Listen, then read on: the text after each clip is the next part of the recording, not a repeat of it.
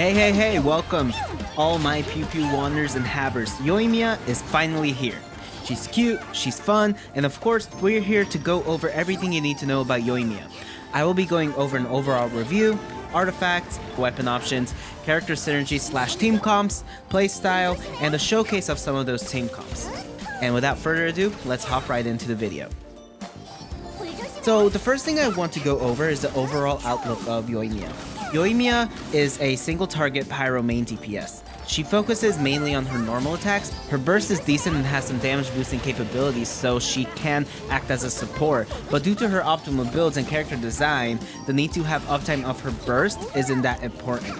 And in my opinion, Yoimiya is actually pretty darn great. However, she does have few issues such as proccing elemental reactions due to her internal cooldown, and her being single target, which I really don't mind, isn't much of the issue rather than a preference of playstyle.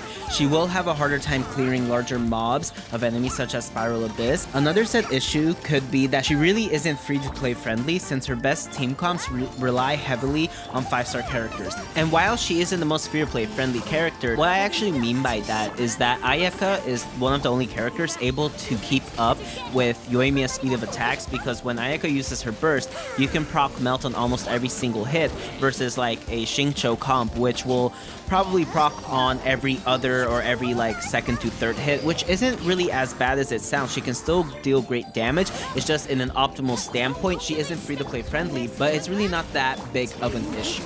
Regardless of her quote-unquote issues, Yoimiya can still get the job done and be a very viable S-tier main DPS.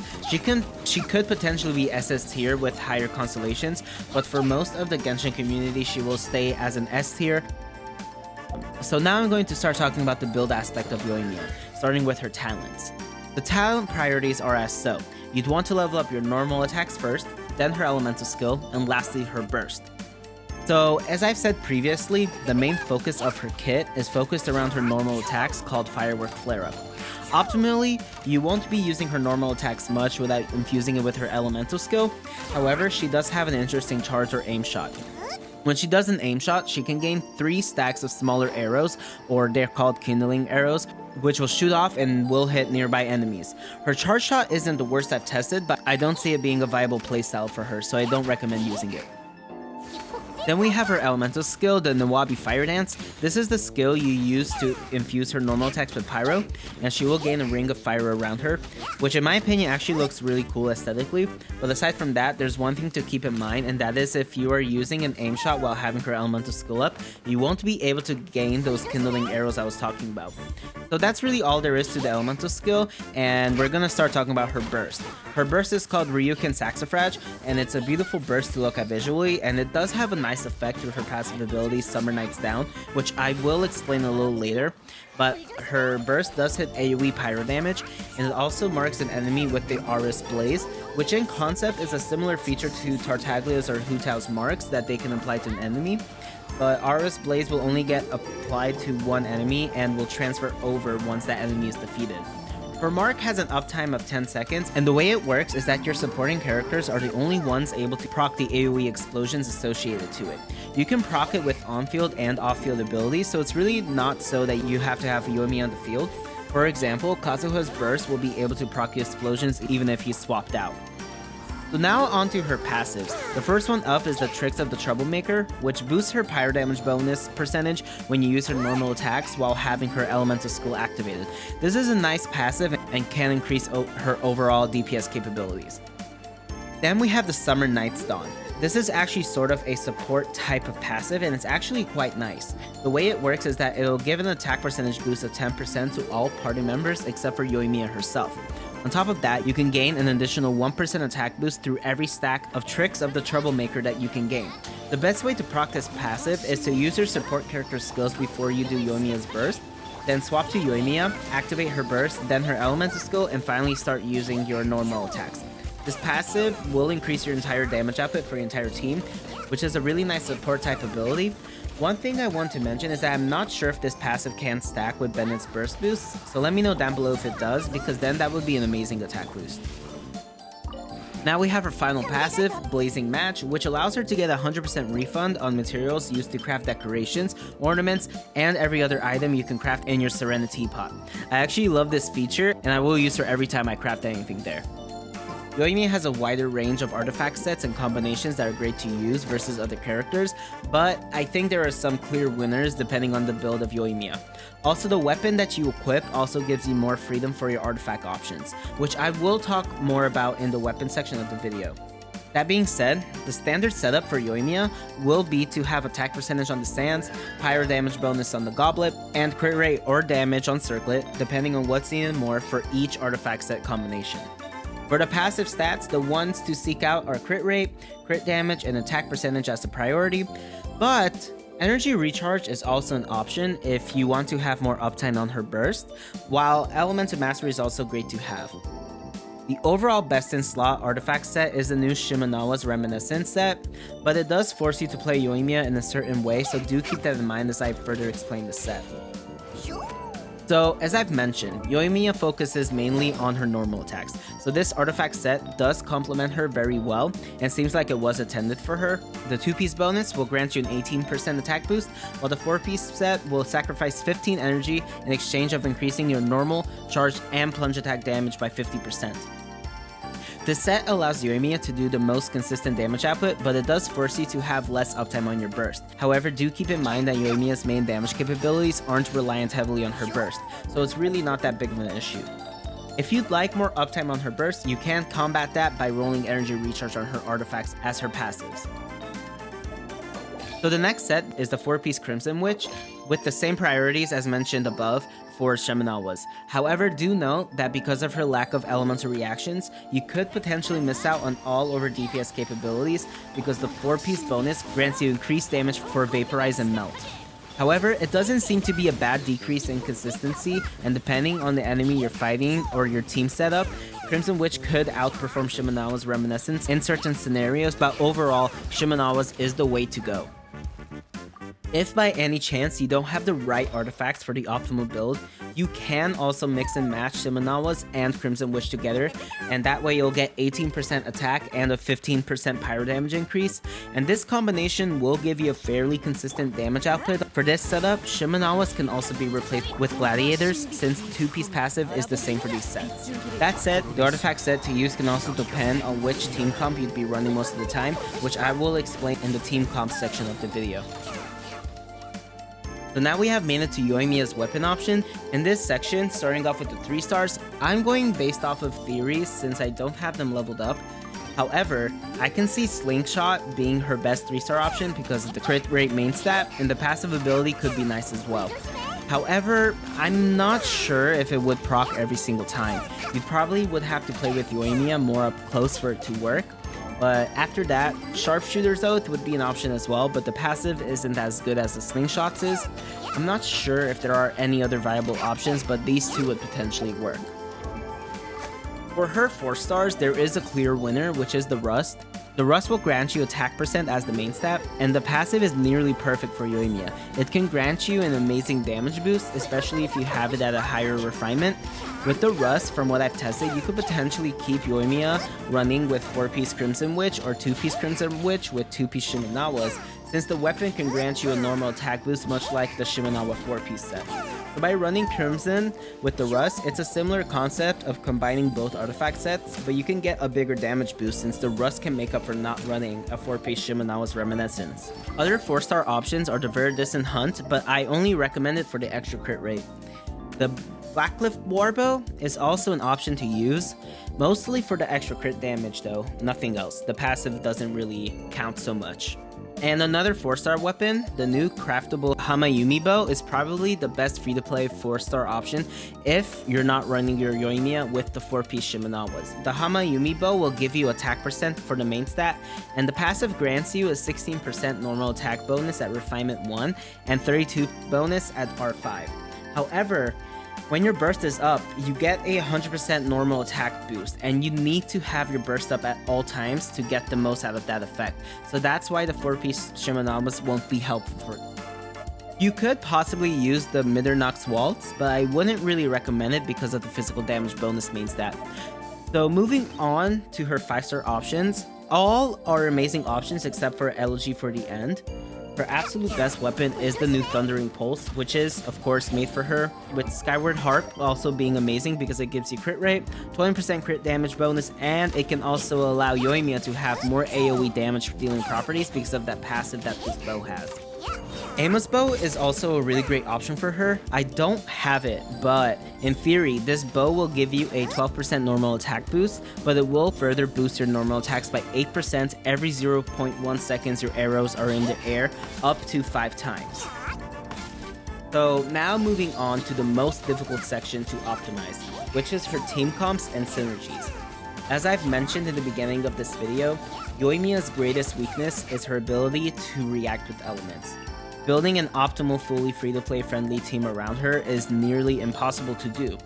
For example, Xingqiu, while being her best vaporized buddy in slot, still doesn't live up to his usual support capabilities when paired with Yoimiya.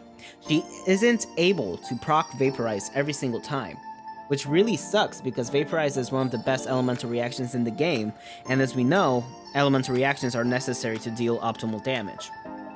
Her absolute best synergies from what I've tried are Ayaka, Venti, Kazuha, and perhaps Fischl or Xingqiu. And that's maybe on Fischl and Xingqiu. That being said, her quote-unquote best 4-star synergies are Fischl. Yoimiya can overload enemies with Fischl fairly consistently, but overload isn't powerful enough, so it's still not optimal. Xingqiu works fine and is better than Mona for Vaporize, but won't proc always. However, you will see some high numbers here and there when using Yoimiya and Xingqiu together. Bennett works great for the Pyro Resonance boost, and his burst of course. Also, Bennett can act as a battery for Yoimiya. Diona also works well when paired with Hydra for Melt. She can also provide the heals and shield, and of course if you have her at C6, she will give you that Elemental Mastery buff, which will increase your overall damage. Sucrose could be used in situations for that extra Elemental Mastery buff, and also her burst can allow Yoimiya to have better elemental reactions. However, an example of a free-to-play friendly team would be Yoimiya, Fischl, Sucrose, and Bennett, or Yoimiya, Xingqiu, Sucrose, and Bennett. You could also use Yoimiya, Xingqiu, Sucrose, and Diona. And as you can see, these teams aren't the greatest setups, and they don't have the greatest synergy, but from what I could test, these are the best setups I was able to come up with for a full 4-star team. Moving on to much more optimal team comps, you can use Yoimiya, Ayaka, Kazuha or Venti, and then Bennett or Diona. This will give you a much more consistent melt reaction setup because Ayaka's burst allows Yoimiya to hit melt almost every single time. Kazuha will act as a buffer, battery, and elemental reaction inhibitor. Bennett for his burst and giving Yoimiya more energy particles, while Diona could be great so that you can give particles to Ayaka so she has more uptime on her burst. For a vaporized team, the best I could come up with is Yoimiya, Xingqiu, Kazuha, and Bennett. Mona doesn't work that well for Vaporize, but her burst can of course make Yoimiya deal a lot more damage, but for consistency purposes, Xingqiu is far better. So of course, as I said in the beginning, that I'm just being a little bit more harsh because of optimizations. However, you will see that while I showcase these team comps I have mentioned, that even with the 4 stars, even if it's not every single time, you'll still see so great numbers. Yoimiya really isn't as bad. I'm just speaking in a optimal, perfect scenario. However, it really doesn't count, and you will see that even with the 4 stars, she's still great. Even with the 5 stars, she's amazing, and all of that. So I will be showcasing everything here, and I will try my best to show you what build I'm using each time, and of course, hopefully you'll be able to see the weapon. But yeah, let's just go ahead and get started into the team comps.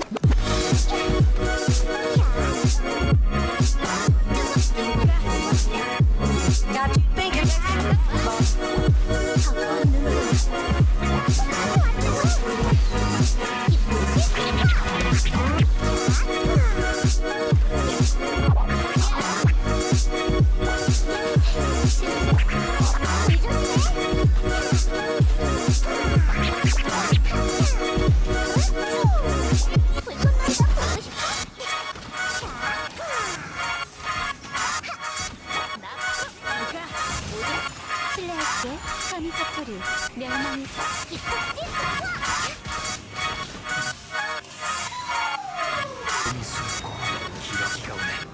내가 모두 불꽃놀이가 보고 싶어? 이거 뭐야?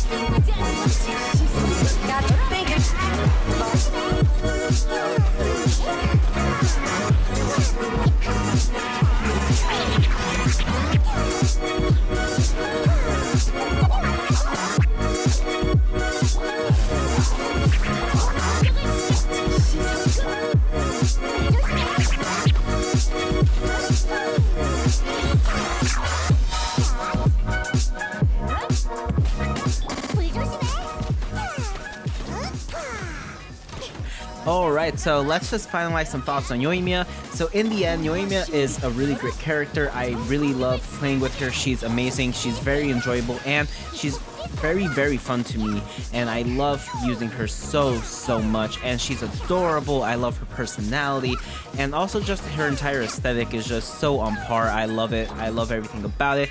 So in terms of summon ability, maybe I'll leave it up to you, because in my opinion she's great. However, it just kind of depends on who you need more in your team, and I don't really want to recommend anyone who to summon on and who to not, because it's really just personal preference and whether you like the character or not, because meta is just one part of the game. It doesn't matter too much. You can clear everything even with 4-star characters, so really, guys, it really doesn't matter. So yeah, let's just leave it off like that. I hope you all enjoyed this video. I tried really hard to work on it. On future guides, I will have more things leveled up. I'm still working on my account myself, so it's really not perfect, so take everything with a grain of salt. I'm not speaking as if I know it all, but if I also missed anything, let me know down below, like if any other characters work out, because as you could see, I don't actually have a lot of my characters leveled up properly just yet. Working on it, as I said, and also with the weapons as well, and with future reviews, hopefully by that time I'll be able to have most of my things leveled up.